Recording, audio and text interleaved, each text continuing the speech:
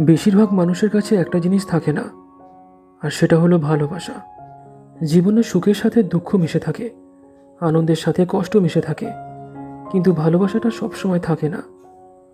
আর যেখানে ভালোবাসা নেই, সেখানে সব কিছু থেকেও যেন তার কাছে কিছু নেই। শুধুমাত্র বাচ্চাদেরই নয়, একজন প্রাপ্তবয়স্ক মানুষেরও একটু স্নেহের প্রয়োজন, একটু ভালোবাসার প্রয়োজন। ধীরে ধীরে বয়স বাড়ে, শরীরটা বেড়ে ওঠে, কিন্তু ভিতরের মানুষটা ছোটই থেকে যায়। তার একটু আদর দরকার, সবসময়ের জন্য না হলেও মাঝে মাঝে তার একটু আদর দরকার, আদর মাখানো ব্যবহার দরকার। একটা ভালোবাসার কোল, যেখানে সে একটু নির্দ্বিধায় নিঃশ্বাস ফেলতে পারে। ঠিক যেমন ছোটবেলায় যখন ভয় পেতাম, তখন মায়ের কাছে গিয়ে বসতাম, ঠিক তেমনই একটা মানুষ দরকার, যার কাছে গিয়ে দাঁড়ালে অথবা তার কাছে গিয়ে বসলে শান্তির একটা ভাব অনুভব করা যায়।